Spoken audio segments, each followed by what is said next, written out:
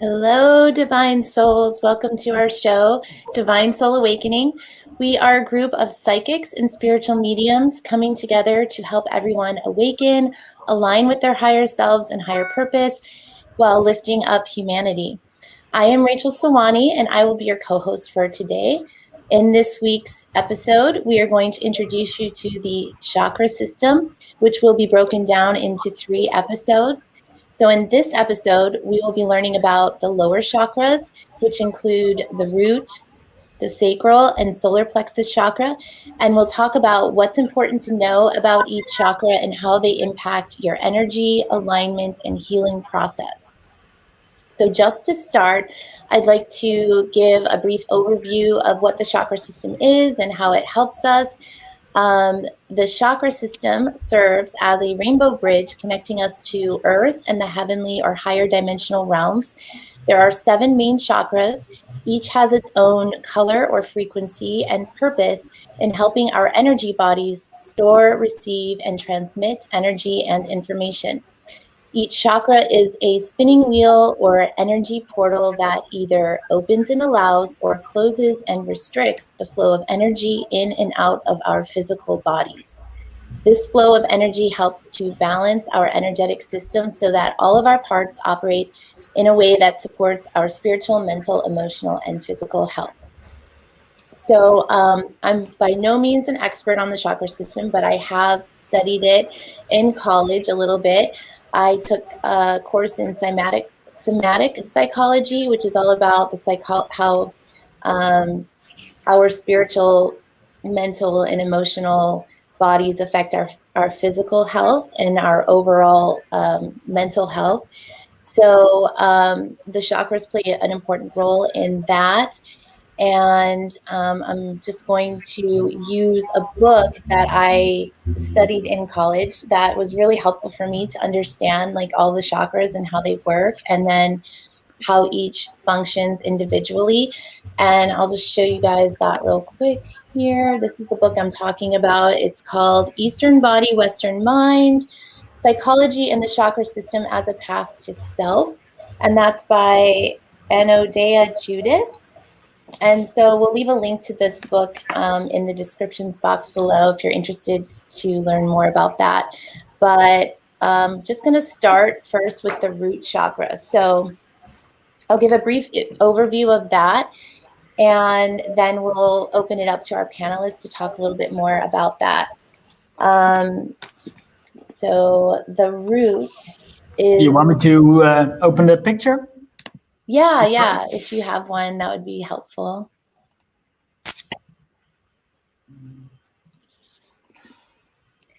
But the root chakra is called the Muladhara. Okay, I'm not big on Sanskrit, so I might get this wrong, but it's the Muladhara chakra.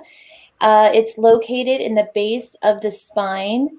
Its central issue is survival. Orientation to self is self-preservation. So yeah, there's an image of all the chakras. So the root is the lower chakra, the red one. And that's the color is red too. The goals of the chakra are stability, grounding, physical health, prosperity, and trust. Personal rights in this chakra are to be here and to have. And the identity is your physical identity. The lower vibrational emotion that's associated with this chakra would be fear. And the element is earth. If the chakra is imbalanced, sometimes there are excessive characteristics that are represented by heaviness, sluggish, monotony, obesity, hoarding, materialism, and greed. And then if you're deficient in this chakra, you might be fearful, undisciplined, restless, underweight, or spacey. And then there are also different foods that we can eat to kind of help keep our chakras in balance. So the general rule of thumb when it comes to foods and chakras is foods that are the same color of the chakra are usually the foods that are going to help you keep that chakra balanced and healthy. So in the case of the root chakra, red foods would be primarily a source for balancing that chakra, such as tomatoes, pomegranates, apples, raspberries, strawberries, things like that. And then also the root chakra is really the place where you ground your energy to earth. So other foods that are grounding are root vegetables like sweet potatoes, onions, garlic, things that grow under the ground. And then also, I was going to say something else, but I kind of lost my thought. But yeah, I was going to say that foods that are heavy or rich in protein are also good for grounding. So like nuts and legumes and even meat, if you're a meat eater, would be very grounding energy wise. So I'd like to open it up to you guys and see what you guys would like to add to that understanding. Yeah, I can add to that as well, because typically in the root chakra, there's also it really is tied to the body, and sometimes there's some compulsiveness that happens with it. So if you find like a lot of people are alcoholics, or there's like addictions to it, that they have alcoholism or compulsive exercise or a lot of anger, typically that means the root chakra has a lot of blockages in it and needs to be cleared out as well. Because on the spiritual sense, the root chakra is really on the physical body as well. So if there's things that are happening in the physical body, a lot of the times it's the root chakra that needs to be worked on as well. Yeah, and also my understanding too is it's where a lot of our programming from being in the womb, or just what we come in with, is stored there from our ancestral lines, from our past lives. A lot of information is just kind of, we're born with it, and those programs might be running early on, and then our human experiences in this lifetime will either help clear those or make those more prominent in our lives, depending on our level of awareness. Yeah. And this is also actually a part of, when we think about our clairs, this is particularly for the smell. So clairalience, this is connected with the clairalience side of our smell. So if we want to work on our smell, go ahead. Sorry. Also, the basis of somebody who hasn't heard anything about chakras, the size is about a golf ball size, right? Normal when it's closed, and when it's opened up, it's like a dinner plate size. Is that correct? For somebody who really doesn't know, I believe that is a bit the size-wise of the chakras. Yeah, that's really interesting. I never thought of it specifically, like what the size would be. It's just, you use like clairsentience, so you can like feel your chakras, whether they're restricting or whether they're opening up. Mm-hmm. Yeah, I never thought of it like that. That's interesting. And also you can exit it from the front and the back, right? Like tubes. Yeah. Is what I usually see in pictures as well. So that's also a little bit of basic information about the chakras. And that's all my knowledge. So, yeah. And I know with my teacher, my Tai Chi teacher, when he talks about, he's often stumped me a few times. He goes, "What sound are you hearing?" You know, and he's talking to the chakras. He goes, "What sound are you hearing?" And so each chakra has a certain sound as well. Of course, I don't hear anything myself, but he clearly does. And he's like, "Well, because I can hear it," he says, right? So it just blows my mind that he can hear and see the chakras within me, also known as energy centers for those that are more scientific, and don't want it, but it's whatever you want to see it. We all have an energy center, and I guess it has sound, taste, smell, color. All of our clairs are associated with it as well, right? And all of our five senses associated. It's quite remarkable. Absolutely. So what sound would he associate with the root chakra, Khan? He won't tell me. This is something I have to discover on my own. So do you have a sense of that?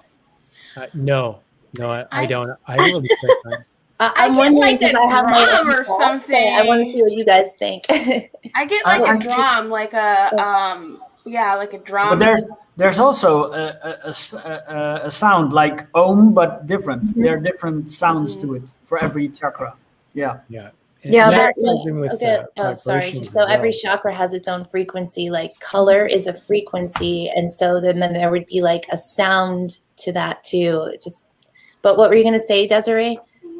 Oh, what was I saying? I'm like, I forgot already. The drum. You said about the drum. Oh yeah, the drum. I was getting like, yes, there's that Om, and we have that La, and all those, but I was getting a drum, like like the Indians, that type of drum. That's what I was getting as far as like the sound, like that bass, like that deep-rooted bass sound. So, but I have a chakra book too, and I just realized that each chakra has a planet and a zodiac sign. So the planet is Mars, and the zodiac sign is Scorpio. Oh, lovely. So, I figure, I'll just relay that information, and I can do that for the sacral and, and so on and stuff. But yeah, I get the sense with the planet and the zodiac sign for each chakra that it obviously is there to assist you with grounding yourself into that chakra. So.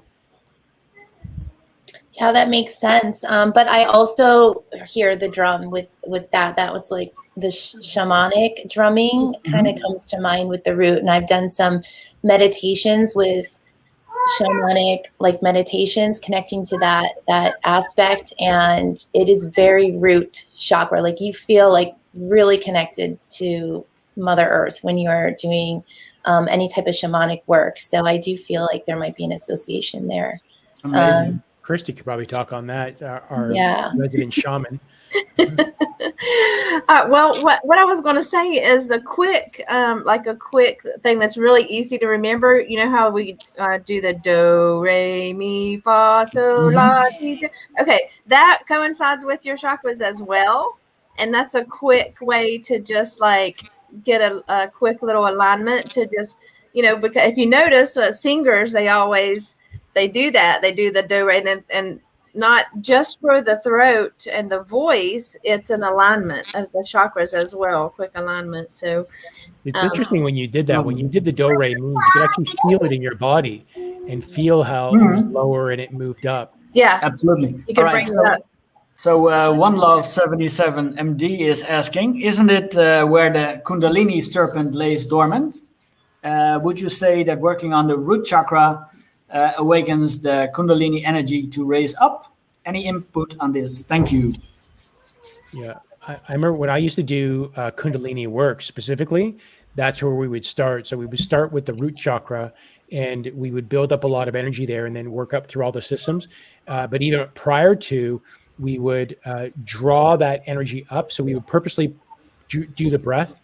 So you do like a big breath. So from your root, you would draw a breath up to your crown, and then drop it, and then bring it up again. And then it was just this breathing exercise where you draw up your perineum. You would lift up your perineum up, and that would draw it up and coming up from the root to get it up. So it is definitely the base, or at least from what I remember of that, right? It was just drawing it up, because that is that base of everything. It's like the foundation type of thing. And much of us, because it's our survival center, in modern society, we're so stressed and there's so much stuff going on that our base is being deteriorated from all the crap that happens in our lives.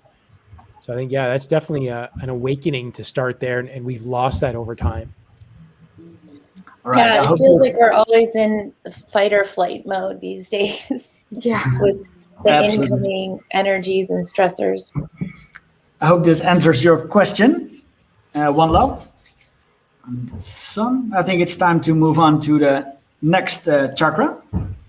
Okay, so the next chakra is the sacral chakra, and Svadhisthana, I think, is the Sanskrit name. The location is the abdomen, genitals, low back, and hips. The central issue is sexuality and emotions.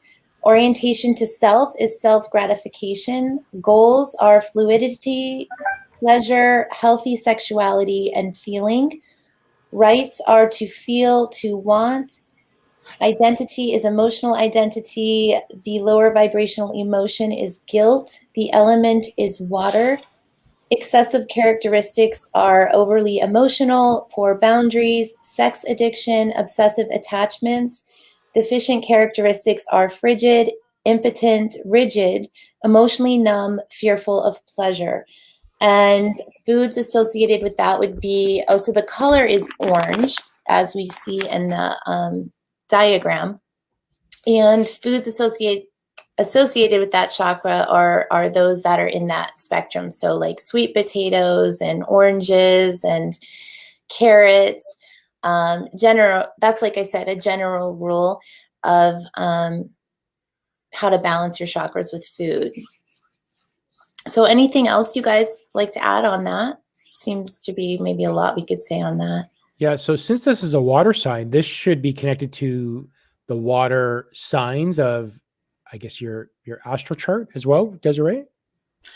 Yes, there's this sign is connected to Cancer. So, and the planet is the moon. Like, and then isn't like Pisces also a water sign? And Scorpio?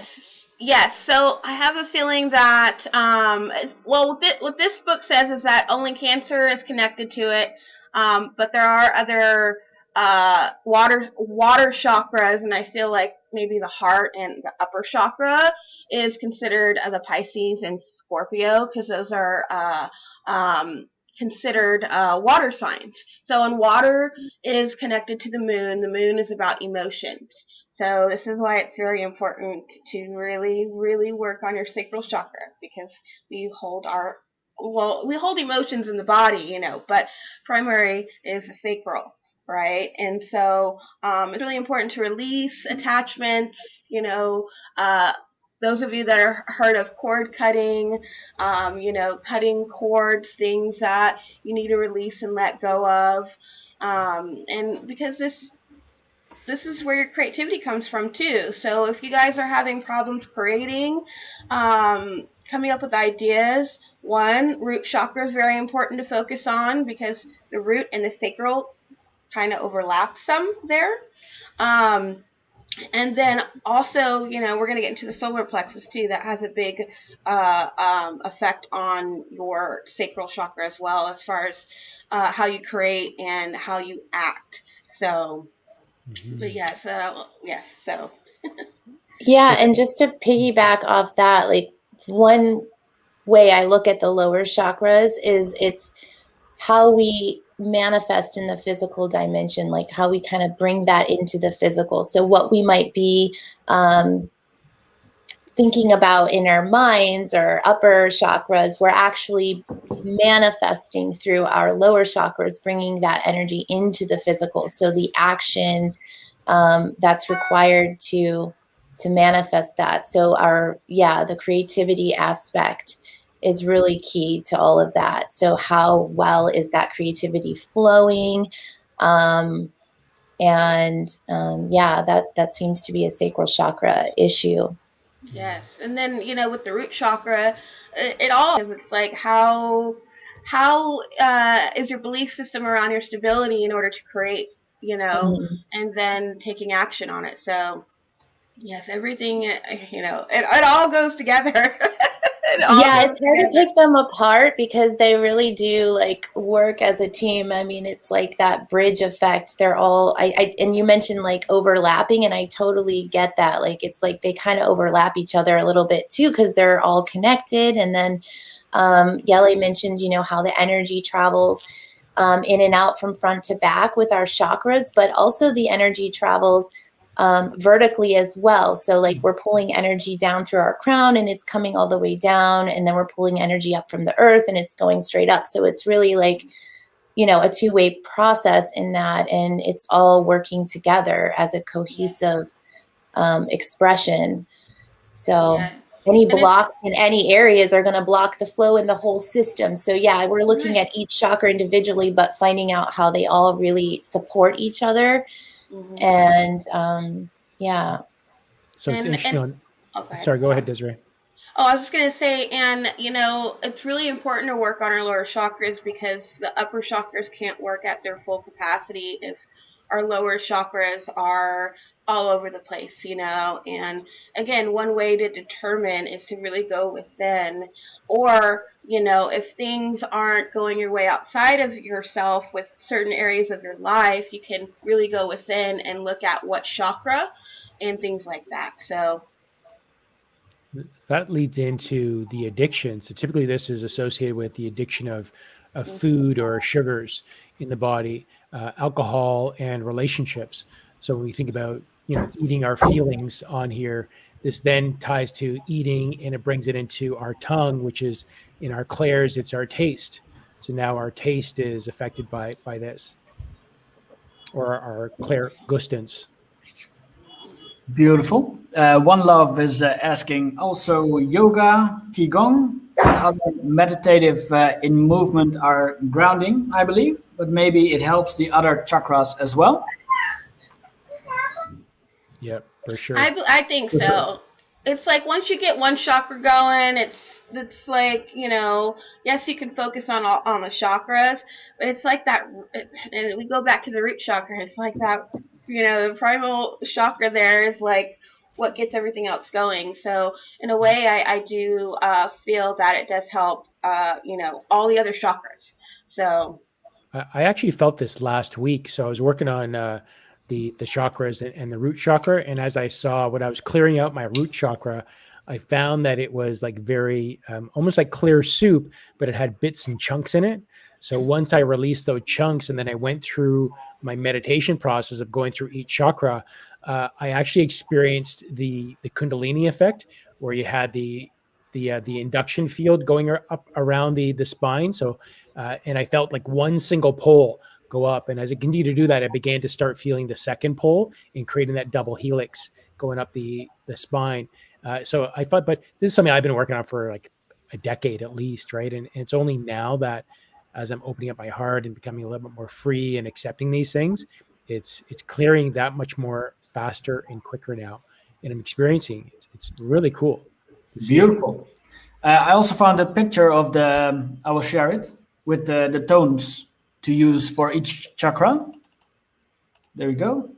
And I'd like to ask you guys about the Kundalini. So we're talking about the lower chakras and the root chakra, and it's come up a couple times. A lot of people talk about having this Kundalini awakening. Have you guys experienced that? Because I personally don't feel like I have. I mean, I felt the energy down there, and like I've done meditations, like the shamanic meditations that definitely activate that energy center. But I wouldn't say I had this profound awakening with that. So I'm just curious what your experiences are. That was kind of what I was describing right now, is that awakening. Feeling of the energy moving up. And actually since then, I've had a stronger connection with my guides and just awareness now that the entire planet and everything that's happening on the planet right now has opened up to me completely. And I can almost clearly see what's going to be happening with that, but it's really based on all of us becoming more heart-centered. So you know how I'm doing the One Love type of thing twice a day, and I'm trying to get as many people involved with this.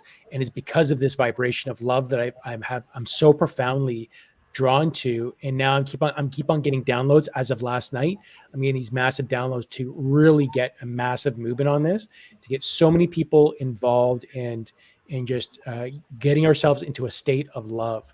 And that's I think that's a result of last week of opening up that Kundalini experience. Unintentionally, it just kind of happened. And just from doing this work, we're going to experience that. At least that's what I've learned and understood and what's kind of come to me so far. So it's very interesting. Beautiful. Grace is saying the mantras for the lower chakras. I just put it up, the picture. So we have the root chakra mantra Lam, sacral Vam, and solar Ram. There you go. I had an experience about a year ago, and even I'm still like wondering if it was a Kundalini. And this was after I had stopped cigarettes. I really stopped my addictions, and actually happened during a full moon in Cancer, which is because the moon intensifies things. So I was having these energies. All my chakras were open. I was feeling really, really, really like blissful high, and it was freaking me out. And I had to have my boyfriend come and get me because I didn't know what was going on with me. And I feel like I was literally going to float like out of my body. I was scared that I wasn't going to come back. And every time I closed my eyes, like, I felt like so I've done shrooms before, things of that sort. And this was like I felt like I was having a natural DMT moment. And this lasted for over an hour. And it was really, really intense. I was scared, and I called my guides in and angels, and they're like telling me it's okay, calm down. And they're like, "You believe in God, right?" And I'm like, "Yes." They're like, "Okay, then there's nothing to worry about, But, and I'm like shivering and shaking and, because I was getting chills and stuff like that, and just uncontrollable, and he had to hold me, and even his warmth and stuff, I could not stop. And I was just feeling all my chakras just going and going and going. And it got to the point where I was like, okay, my body was so tight, and by the time I started to come down off the highness, my body released itself a little bit, but it was hard for me to go to sleep because every time I closed my eyes, it's like I would go immediately somewhere. And it was the most weird, scary, but amazing experience that I've ever had. And so, to say if I had a Kundalini awakening, I'm not sure. But that was the only time that I have experienced it like that. And it was all of it together, all my chakras, and I just was like, oh my gosh, am I gonna blast off somewhere? I had to go outside and ground like multiple times, and that wasn't even helping at all. I was just like, woof.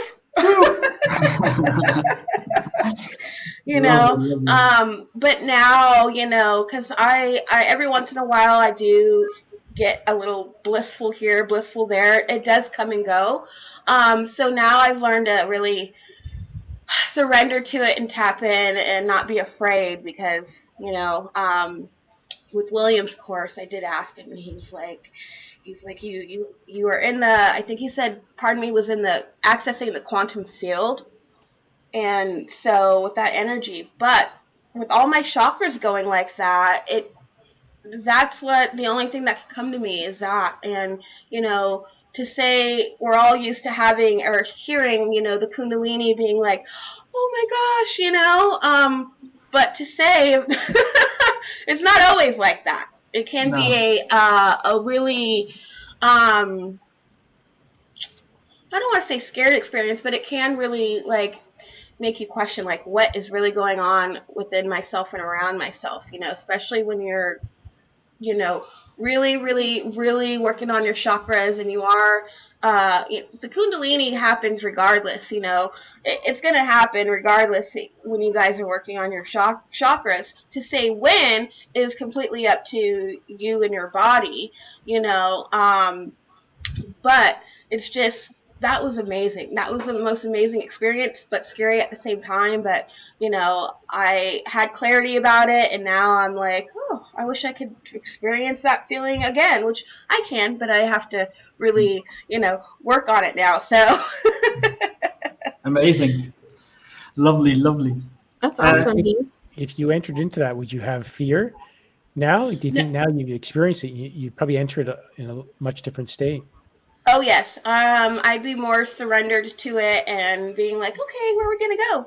Where are we going to go this, where are we going? And not, and really, because this was an opportunity too for me to realize like how much control I didn't have over my body then, and that was more frustrating than anything. And so it really opened up my eyes, with trying to control and not having no control. I mean, we all have control. It's just really tuning into that and programming and you know, releasing those I can'ts and things like that. But that was one thing that really opened my eyes with that, is the control that I didn't feel I had over my body, because all this energy was coming in. You know, my guides and angels were around me. I'm trying to like calm my body down from shaking, and you know, my heart's beating fast, and you know, all these things are happening, and it really opened my eyes. But now, because I know, you know, that this was an experience for me, and this is, you know, it's this dealing with energy and working with everybody and working with your galactics, your angels and things. It's an outer world experience, and it's beautiful. And when you start to like really sense and tap into energy, it's just, it makes you understand who you are as a being, and you're not just this body. And so, you know, now I surrender to it, because I do have energy come in, and I do feel my chakras, and you know, it doesn't happen like it did as long as it did for an hour. Maybe happen like 10 or 15 minutes, and they come in waves at times.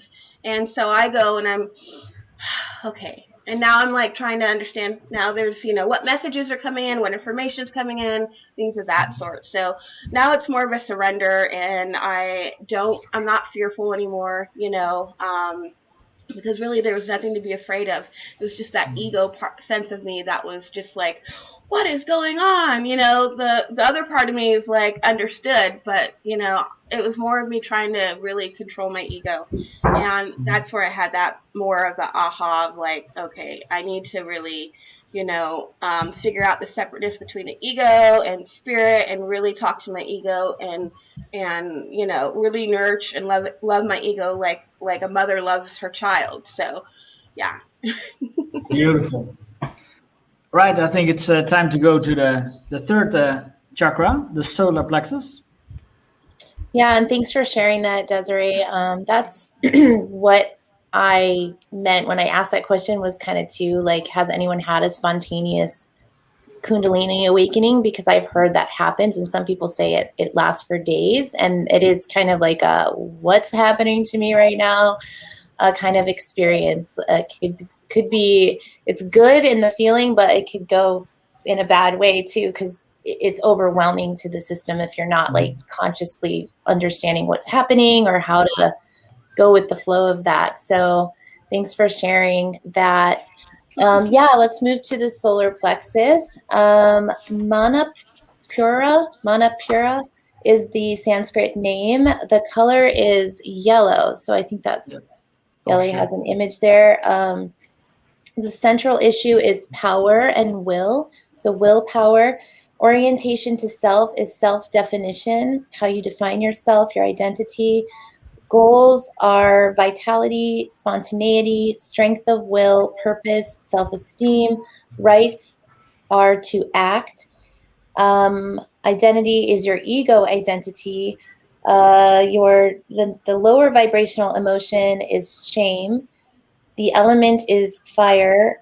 Excessive characteristics are dominating, controlling, aggressive, scattered, constantly active. And deficient characteristics are weak will, poor self-esteem, passive, sluggish, and fearful. And then foods associated with that are in the yellow range. So lemons, bananas, that type of thing. I'm sure there's some squash that are yellow also that you could eat to balance those energies. And so what I got anyone else have anything to add? Sorry, I just had a pop up on my screen. You're good. I didn't mean to interrupt you. Sorry. No, you're good. The sun is the planet for this solar. A lot of us know that. And so the zodiac sign is Leo, and Leo is a fire sign. So as you hear the zodiac signs, you'll notice that they are associated with the element as well. So, and it is a masculine chakra, whereas the sacral chakra is feminine and the root chakra is masculine. So we also have that as well. Yeah, and as you're saying that, I'm thinking of the sacral as representing the womb, so the womb of creation, and then the masculine is the sun, or like that or the fire aspect, like you said, of creation. So it's like the divine masculine, divine feminine energies there too. Yes. Yes. Very cool. And then in terms of the clairs, it's associated with sight, and the common addictions would be things like food, again, caffeine, a lot of heavy starches, or compulsive eating. I could definitely see caffeine in there, because it's all about like taking action, like going and doing, and it's like your drive and your passion to do things. It's fairly action oriented, because that's also part of the masculine energy. So people drink caffeine to get their energy up. Interesting.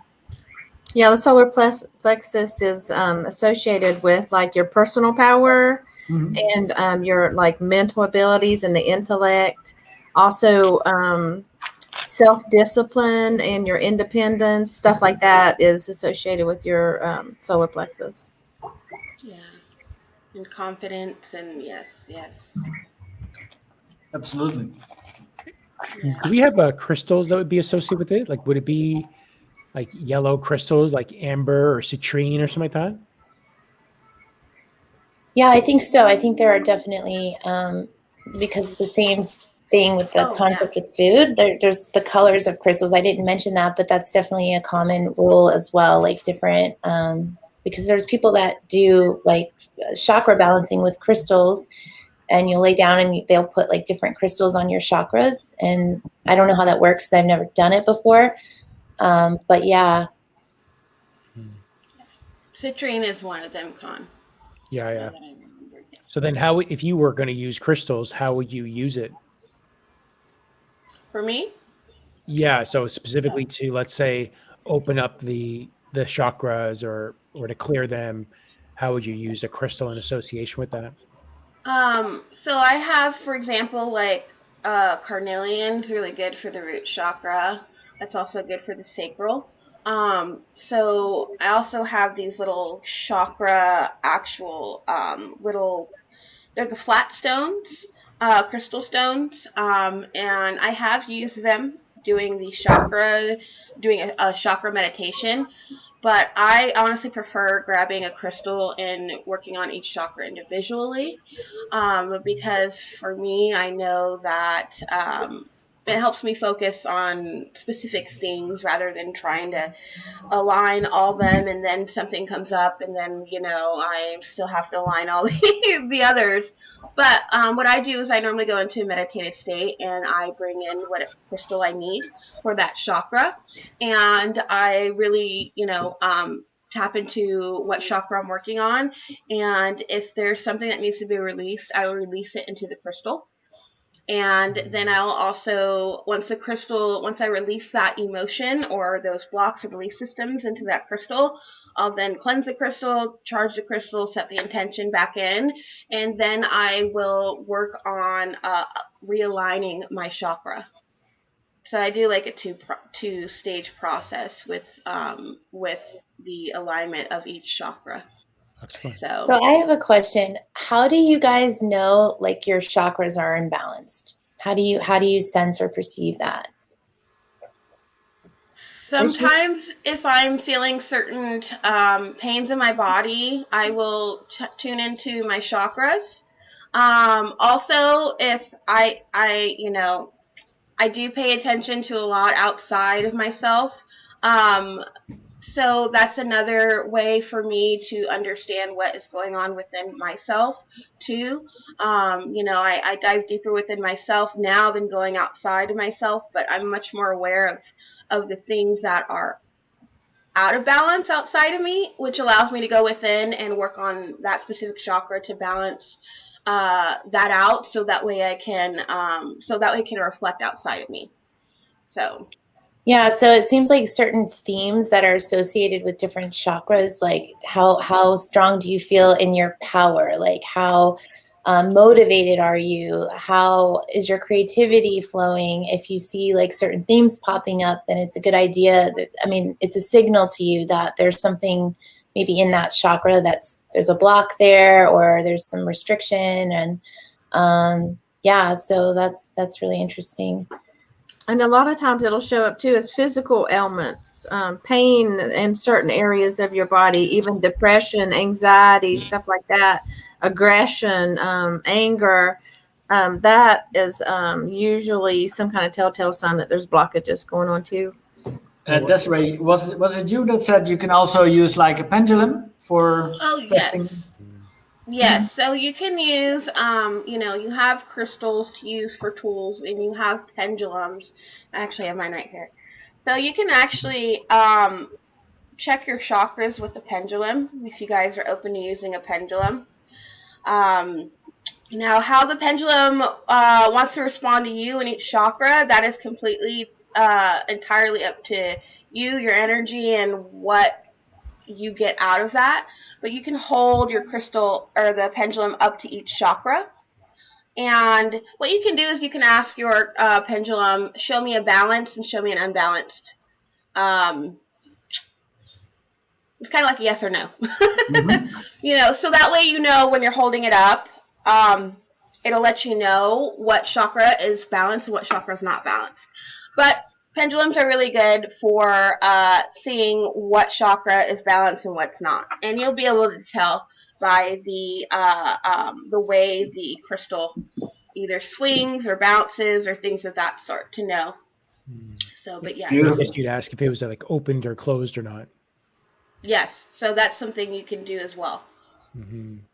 And you can program your pendulum to specifically work for your chakras. So.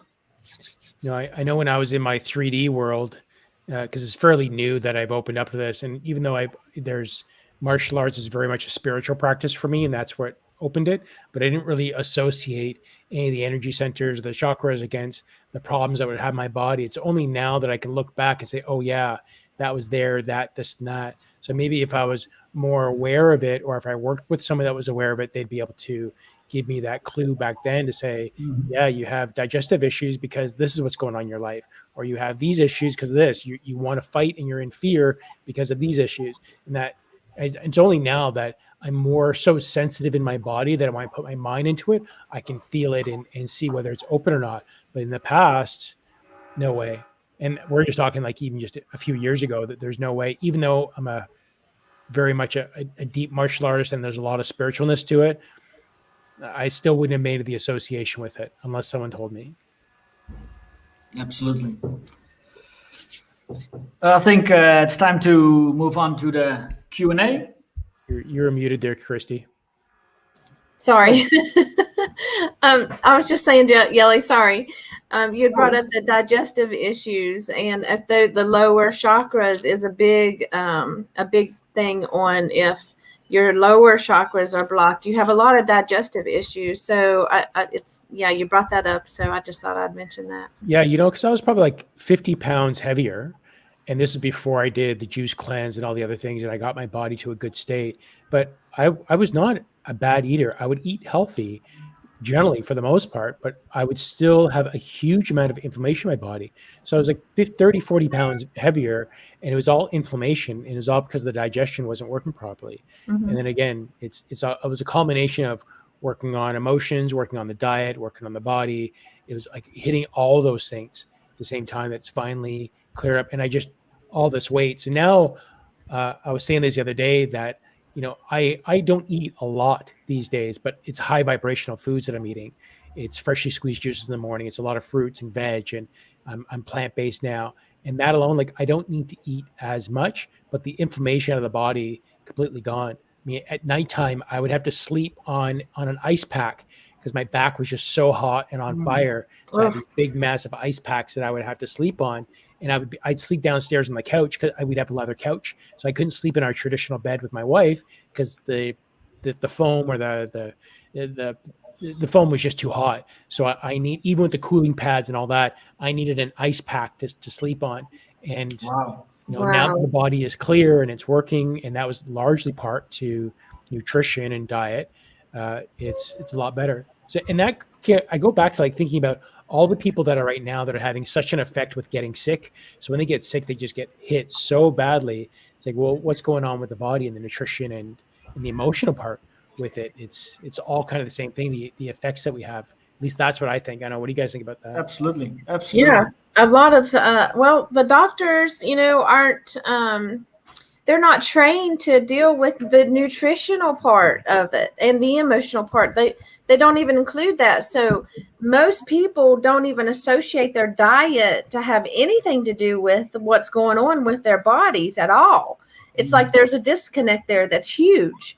And so that's something that we need to help reconnect with people, is that is a big, huge part of your nutrition, really is a huge part of your body and how it reacts and feels.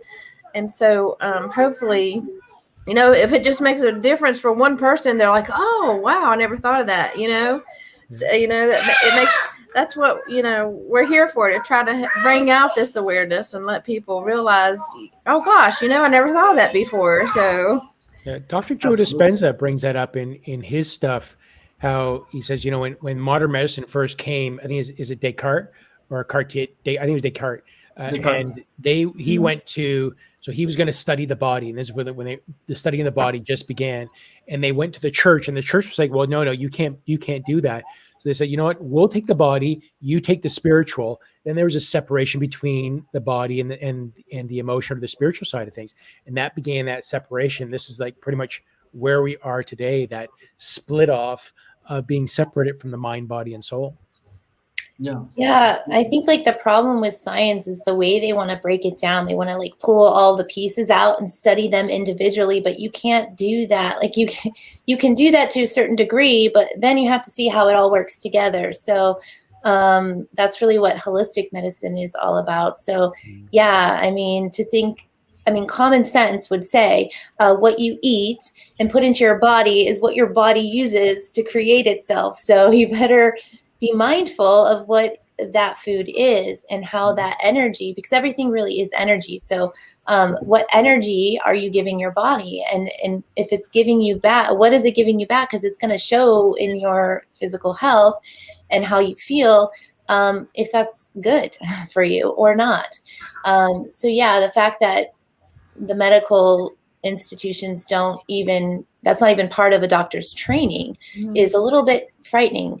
But they'll give you a pill that's like man-made and has chemicals in it and tell you that this is going to fix that, but they won't address any of the root causes for that. So it's really, and then, you're putting your trust in sort of like outside of nature and into like a man-made thing, and that they have to do tests over, and things are always coming up down the road saying this doesn't work as well as we thought, or this causes problems over here. It's like, oh, it might fix that issue, but it has this many side effects. It's like, well, I think the side effects are worse than the issue. I might as well not take the pill.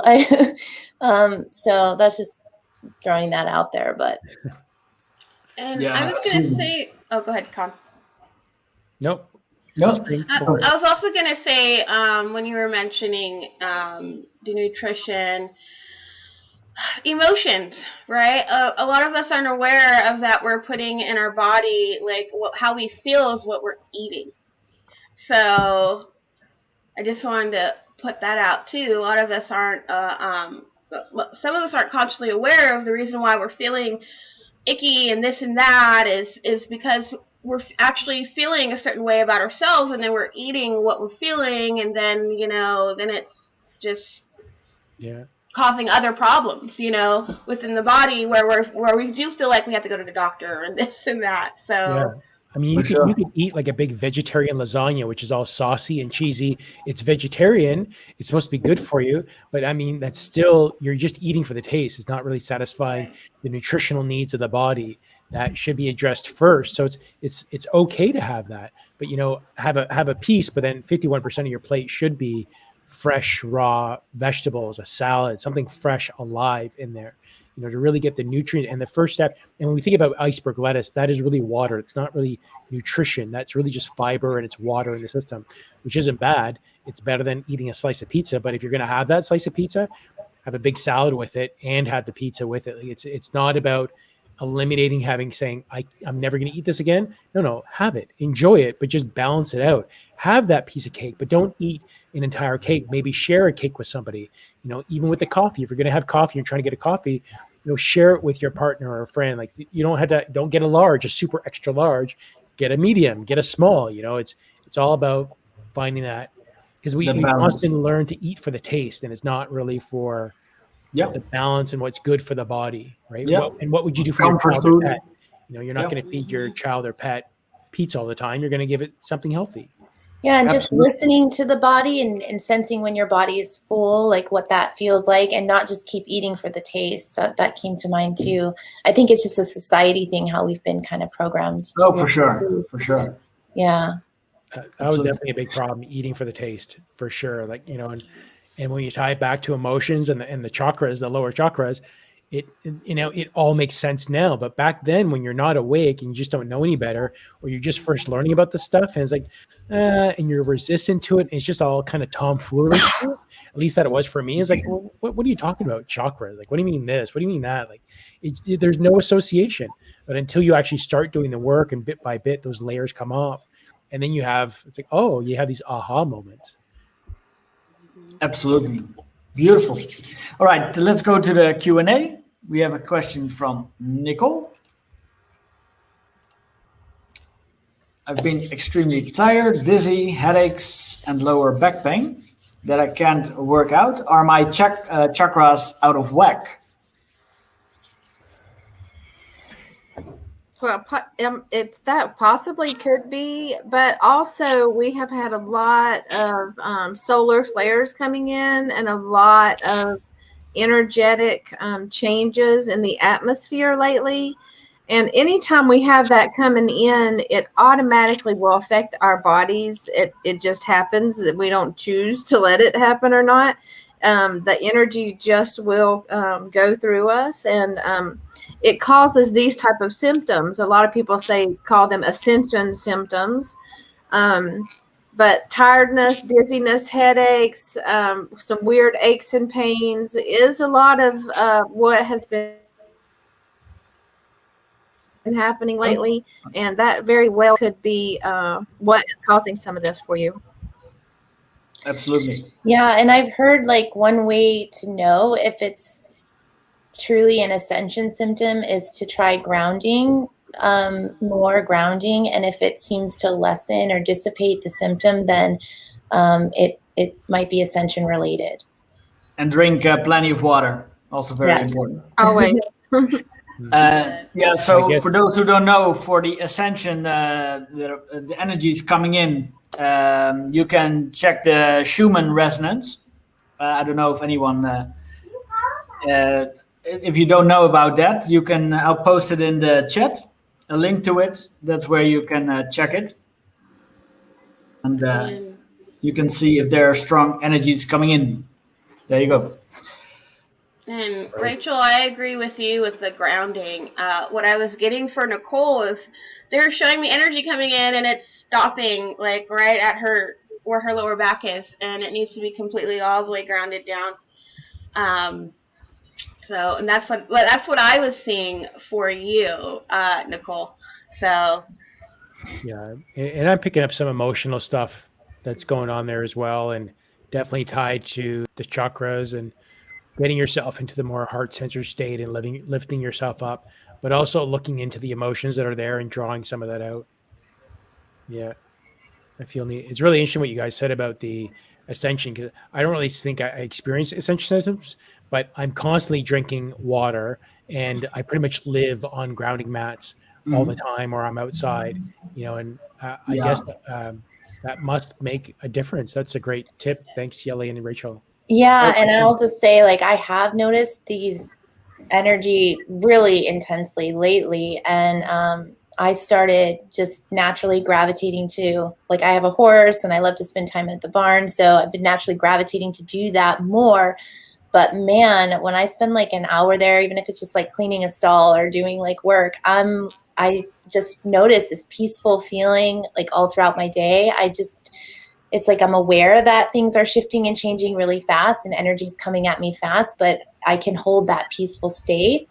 So it definitely helps. Definitely helps. So do you think that is a result of whether using external things to satisfy your emotions rather than going within and releasing them? Do you think that has like permission slips or something? Yeah. I'm not sure I understand. Are you asking me or everybody? Sometimes we find external gratification, and that is, we want to be out in nature, we want to be out swimming, but in the other way is to actually go within and raise your vibrations or look at the emotions within yourself and draw the emotions out. And I kind of see I mean, there's different methods to it. For me, it's like a general feeling that I have being in the city.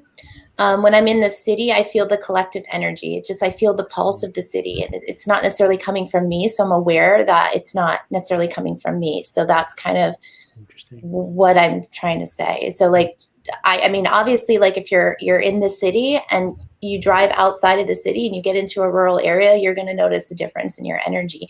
And that's really just for me, what I find I need more of as these ascension waves come in, but also because I'm living in the city and I'm feeling the collective energy, and I can just driving into grab like an errand or something, and I'm in the parking lot. People are like squeezed like in these parking lots, and you're just trying to back up and back out, and it's just the feeling of like everything's just too close, everybody's just too on top of each other. If we all just had a little bit of space, we might just slow things down. Everybody needs it now, and there's traffic, and I don't allow myself to get caught up in it, the energy of it, but I am aware of it. I'm very clearly aware of it. And I, know that for me, that's just something that it's my way of disconnecting from that grid, from that matrix.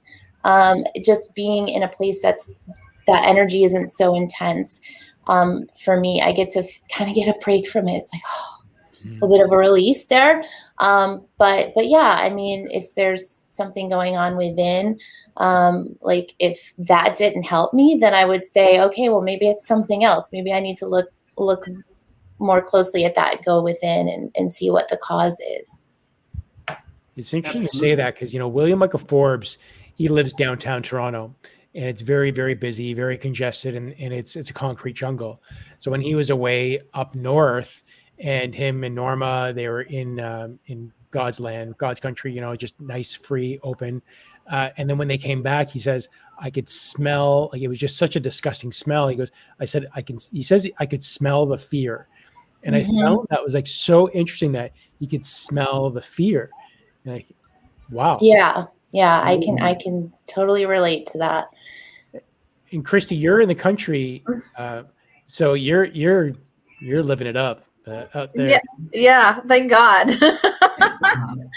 I don't have to deal with that big city life at all, so y'all can have it. I'm so sensitive to the energies anyways, and I think it would hit me really overwhelmingly hard if I went to New York City, Times Square, something like that.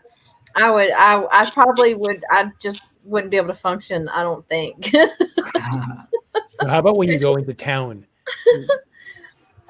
Just if I'm around a big like crowds of people, for instance, if I have to go to Walmart or something like that, where there's a lot of people always there, and if it's too much, I can't stay long. I just have to like get what I need and get out.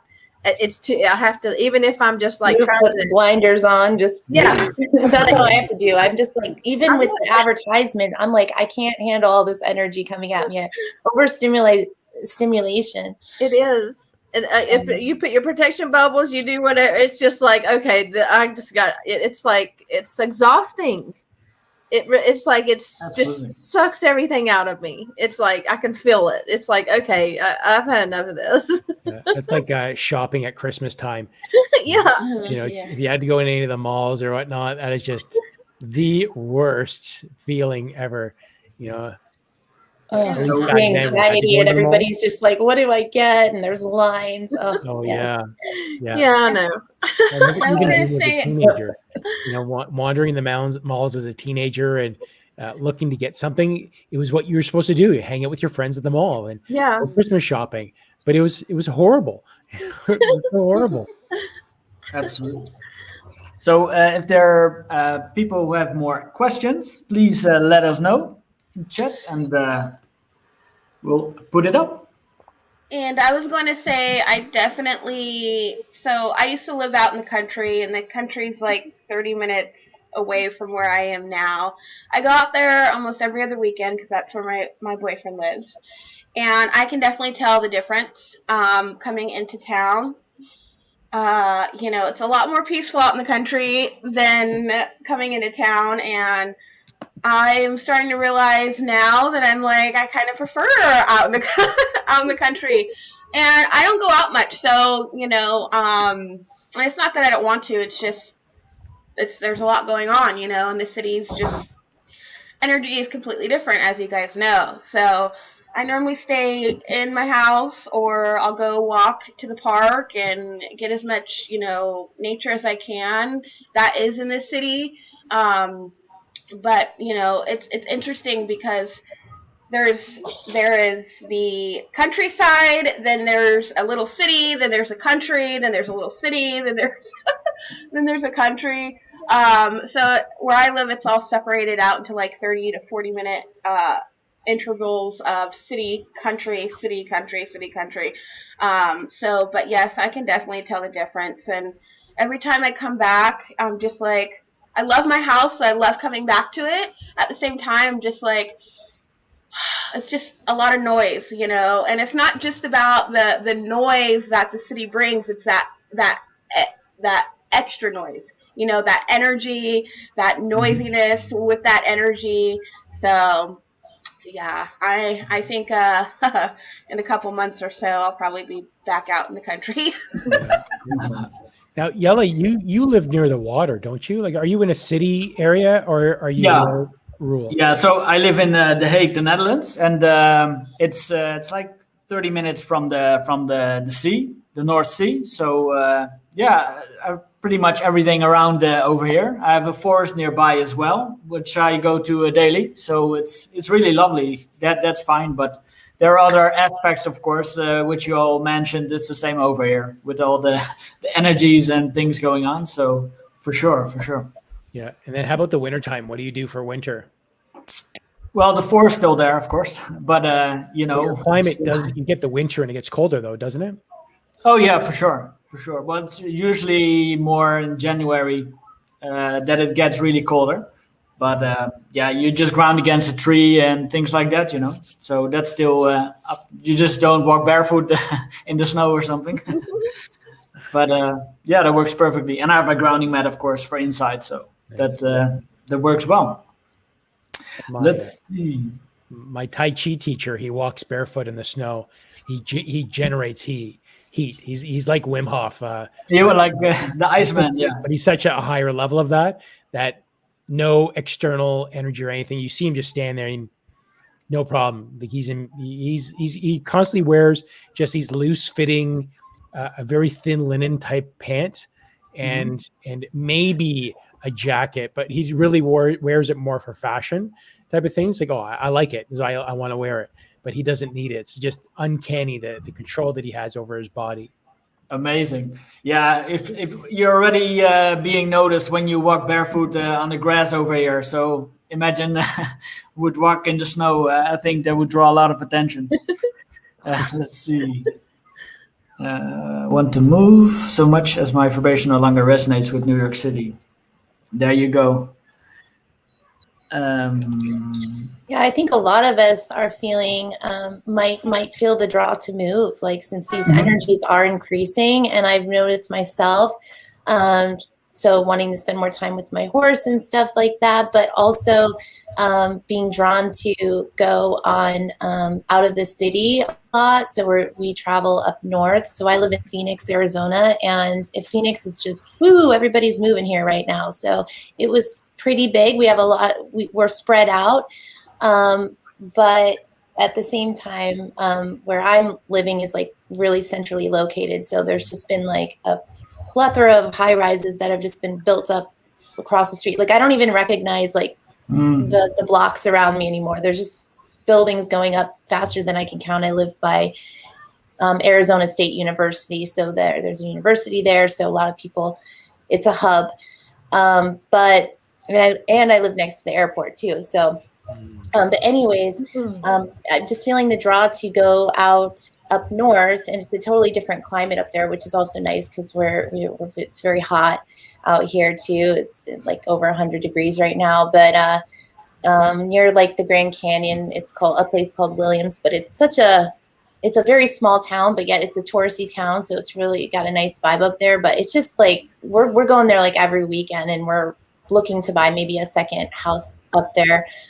Just to travel back and forth, because it's kind of just, it's hard to deal, like we were all saying, but I find it interesting that maybe we are feeling a draw at this time to move or relocate. Lovely. Yeah, the Queen's Day celebrations. Well, now it's the King, but lovely, Amy. A lot of friends from the Netherlands. You have to explain that. What do you mean? You were the king? Can you tell us what the Queen's Day celebration is? No, we have a king over here. So they celebrated his birthday, and everyone celebrates. But everything is shifting over here, so he's not so popular anymore. But it's still one day in the year. It used to be for the Queen, so his mother, and now it's him. So, but it's people are waking up, so things are really changing. Nice. But absolutely, it's in all the major cities there are parties and everything. It's a lot of fun. Absolutely. Can you put up One Love's thing that you said there about the mantras? And the do you guys use any affirmations or mantras for your chakras or any other balancing or just in general in your life? You guys ever use them? Well, not really for my chakras. I'm really still learning a little bit about that to get more in depth about that. But affirmations in general, the general affirmations. Look, I'm healthy, I'm vibrant, things like that. That's what I do. But for the chakras, I'm learning as we go straight away. So that's perfect. Yeah. How about the rest of you? I use the I am affirmations as well. So me too. Absolutely. Yeah, I just posted up a video of my morning routine. So I first wake up before I even reach my phone or look at the time or anything. I just kind of videotape my routine, and that is just loving the body and the I am statements, and you just feel the vibrations going through the body. Makes a big difference. And it's super quick, like a minute to do it, and it feels so good. But I've never actually done anything. I think the only thing I've done for chakras is really through the meditations and going through them and like a Kundalini type breathing that I would do. But now it's more on the Tai Chi breathing, which is more on the organs rather than the energy centers. Beautiful. Oh, let's see. Amy, what about asking your team to replace your chakras? Are you all still doing that? Also, can you ask for the replacement for your family members? I don't know about that. Family members, I think that's free will. Maybe for your own children, but I don't think for other family members per se. I've set the intention, like if they're, for me, I set the intention that if they need replacing, they can replace it. That's why I told my team and set that intention. And so I imagine everything is working. I did the same. I set the intention, or I said to my team, if you got to replace it. Just do it automatically whenever it needs to. And I've really forgotten about it. Me too. Yeah. I've never asked for a replacement, but I have asked for repair. I've never asked for a replacement. I feel like I don't know. I don't feel right about having a replacement for some reason. It doesn't set with me very well. So I always ask for a repair and expansion if needed. Beautiful. And I have asked for a replacement, although that was a long time ago. And so, but when I did, I'd make sure that I would have them do it at nighttime when I'm sleeping, because I've had experiences where my chakras or they're doing stuff while I'm awake, and it's been really distracting and uncomfortable at times. So, yeah, but that's something that I'm glad that has been brought back to my attention, because yes, and I do, and also Kristie, I do get where you're coming from too, as well. Yeah, because like it's your system, you know, it's your chakra. I get it. Yeah. Yeah, and I think somewhere in the past, I'm not even sure where I came across it, but something to do with entities that will mess with your chakras if they're replaced and that kind of thing. And so I've had enough to deal with entities trying to interfere anyways. So that's just something else that I just stay away from. Yeah. I think in terms of family members, it would just be for your kids, you take care of them, obviously. But let's say it's your spouse. If they give you permission to say, yeah, go ahead, then yeah. But otherwise, if they're not aware of it, then we just can't control someone else, even if it's with the intention of love and for the greatest good. Absolutely. I think for kids, for sure. Let's see, One Love is saying maybe I can post some. That will be the information and mudras for the chakras. You can always post it in the comments below the video. Feel free. Thank you very much. That'd be great. Hi, Silvana. Hey, Sil. Welcome. Let's see. Shall we do some readings? I think it's fun to do some readings as well. So I already have Tina. Let's see. Let me know if someone else would like a reading. And then I'll assign everybody if I know how many there are. Let's see. One Love is saying, I just remembered one of William's live events that he mentioned that you can use tuning forks for clearing and cleansing chakras. Absolutely. Kristie, you do that, don't you? My wife does. I think you do singing that. bowls. Yes, I have. Right now, I just have one. I have one, and I have a set of tuning forks that together creates a healing frequency. And I use that instead of separate frequencies for each chakra. So I use that one frequency. It's just a healing frequency. Lovely. All right, we have some requests. Yeah, we're just gonna do them together for now, I think. Yeah, or do, let's see, Rachel and Kristie, if you want to do one for Tina, be still. Both of us? Yeah. Is that a general message then for Tina? Yeah. Okay. If there's something specific, I'll let you know. Okay. Let's see. And Desiree and Khan, if you want to do one for Nicole J, please.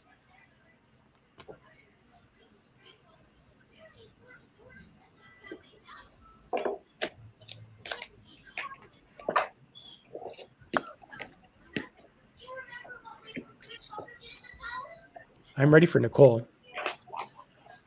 All right. Yeah. So Nicole, I'm seeing the need to release your fears, or to identify them and start working on your emotions.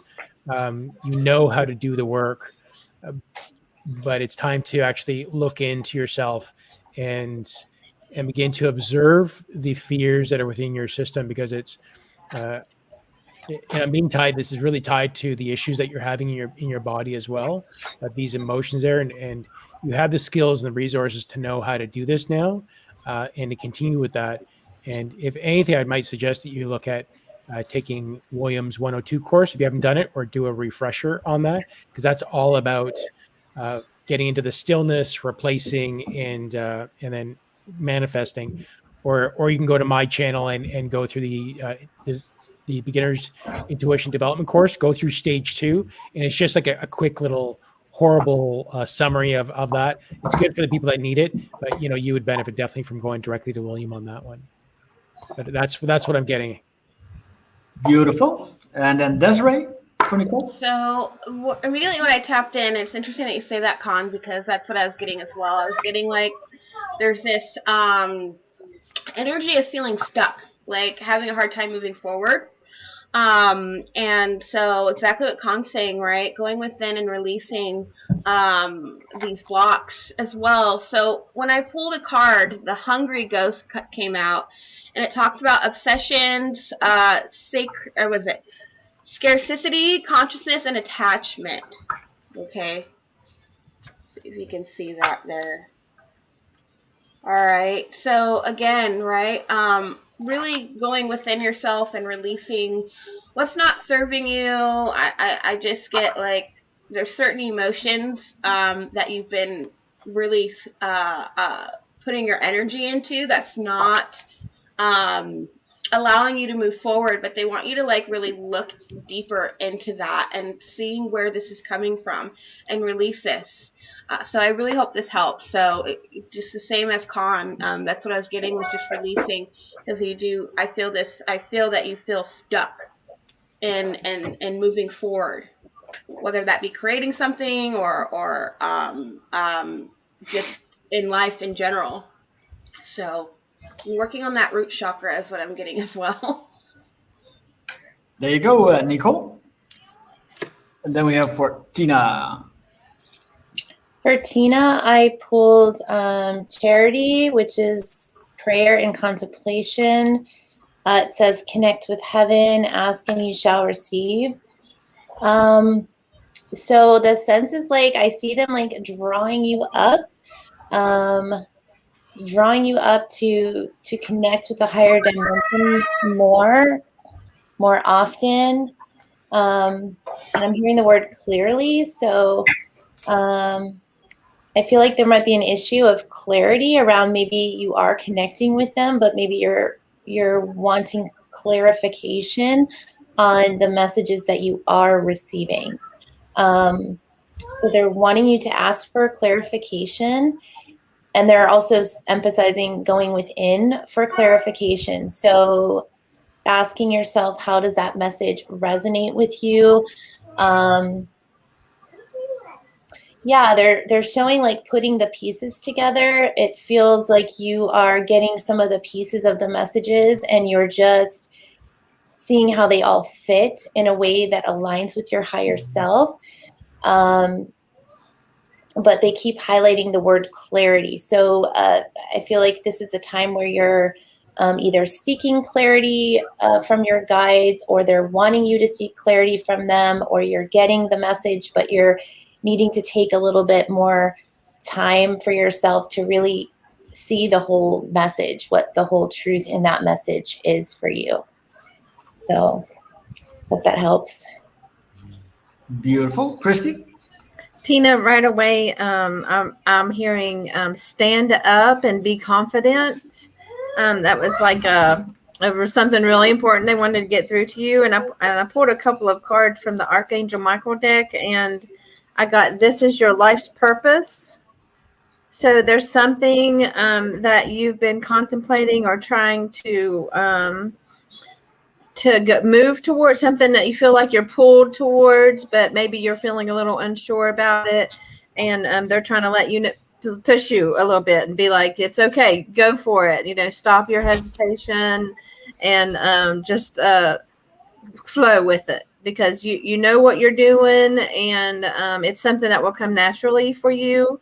And they're encouraging you to go toward that, whatever it is that you're thinking. And on a separate side, I also got your home is protected by angels. And it kind of felt like almost like a separate message from the first message, but it was something they wanted to convey to you. Maybe it's something that's been on your mind, that you've been worried about your home or your family, and they just wanted to emphasize that you're safe and protected. Beautiful. And then we have for Amy Hitter, Rachel and Kristie. If you want to do one for Amy Hitter. And Khan and Desiree for JC. Says, so Judy C.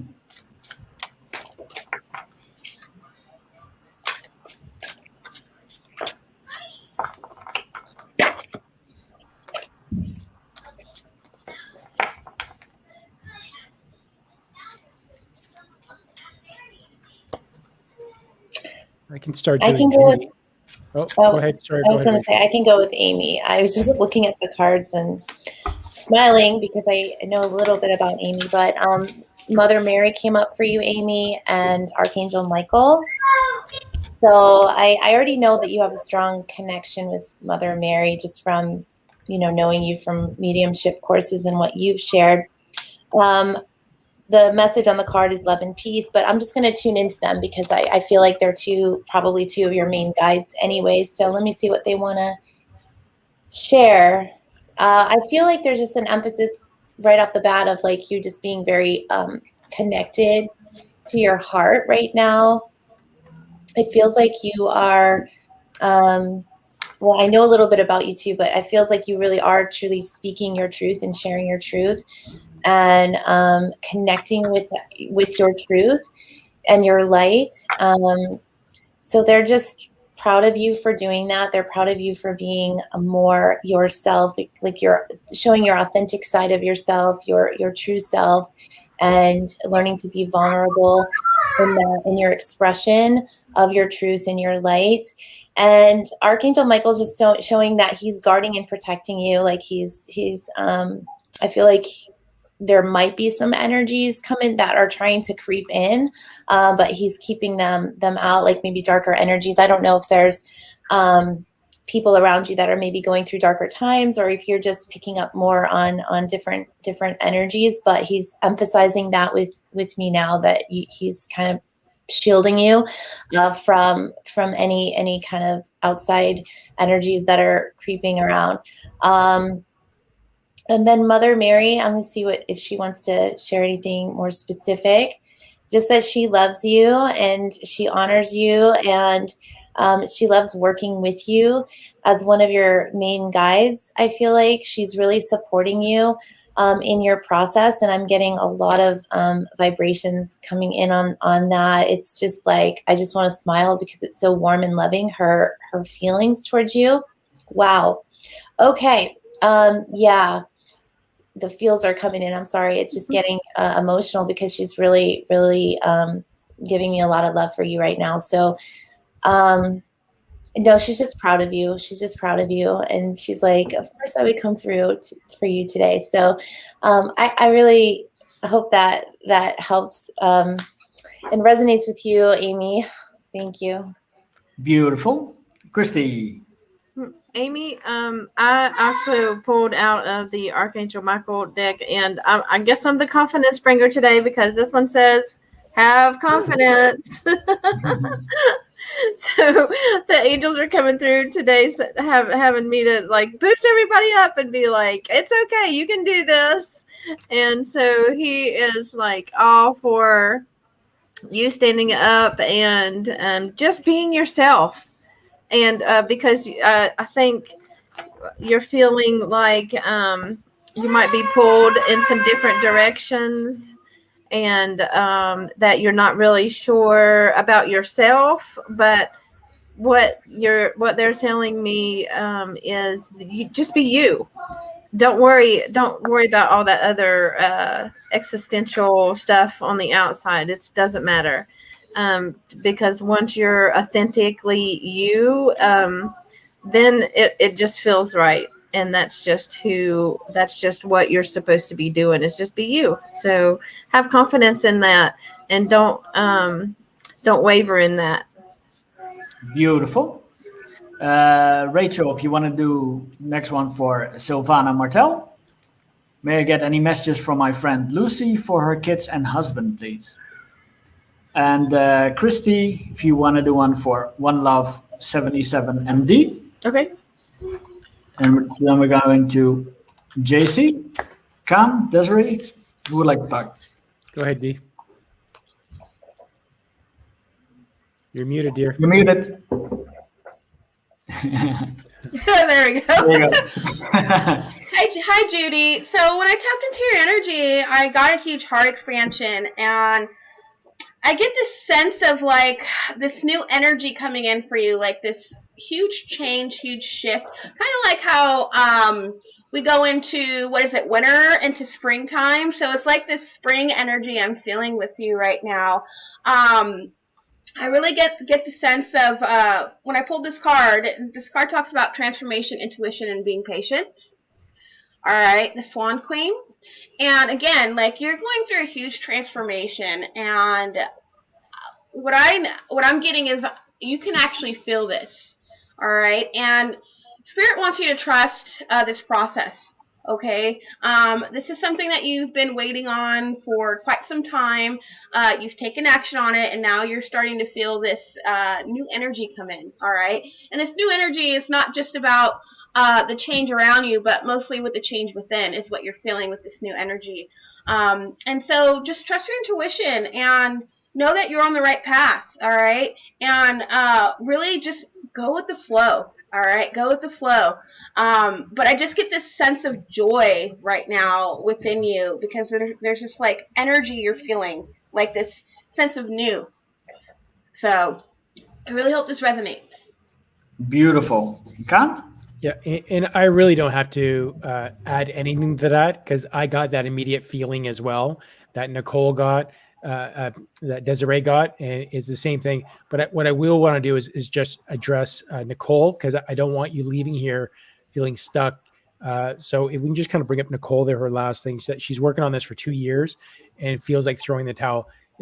There's no timeline on this, Nicole. It really is just a process.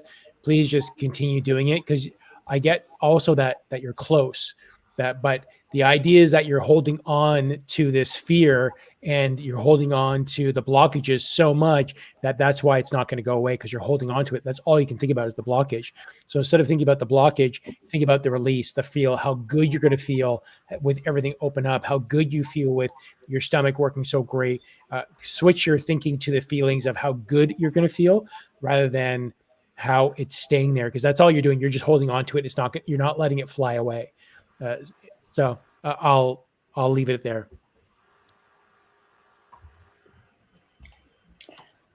Okay, so I can't remember. We had a question. Somebody was like for her friend Lucy, and There you go. I put it up. Yeah, for her kids and husband. Okay, so I pulled Holy Amethyst, Divine Alchemy, but the message is move beyond current challenges and focus on what you desire. So I'm just going to tune in now. So I'm hearing like right away, healing, the word healing. There's a process of healing involved or that is necessary to move through this challenge or to move forward. So her guides or I'm not sure who I'm reading this for, but essentially just the energy is like there needs to be more focused intention on what one wants to heal or what is needed to heal, or if there's like it feels also like everybody's connected in this energy. So there's like some kind of within the family something that is, everybody's always connected energetically when you live in a family unit. That's one thing I do know, but there's some emphasis on healing within that family unit.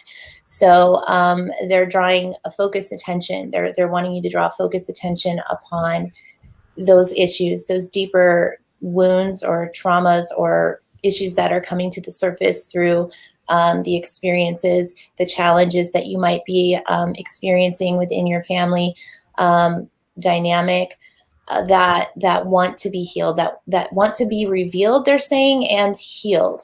So the sense is there's an uncovering process going on right now. There might be things coming to the surface through the challenges you're experiencing that are really layered upon. There's layers there. So I'm seeing layers, and there's things under the surface that are maybe causing this, that emotional things that need to be cleared or blockages.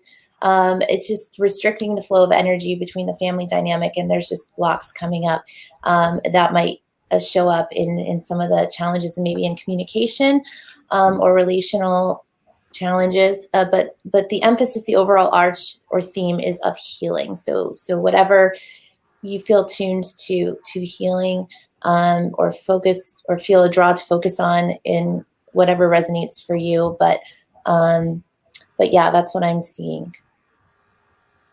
Beautiful. And Kristie?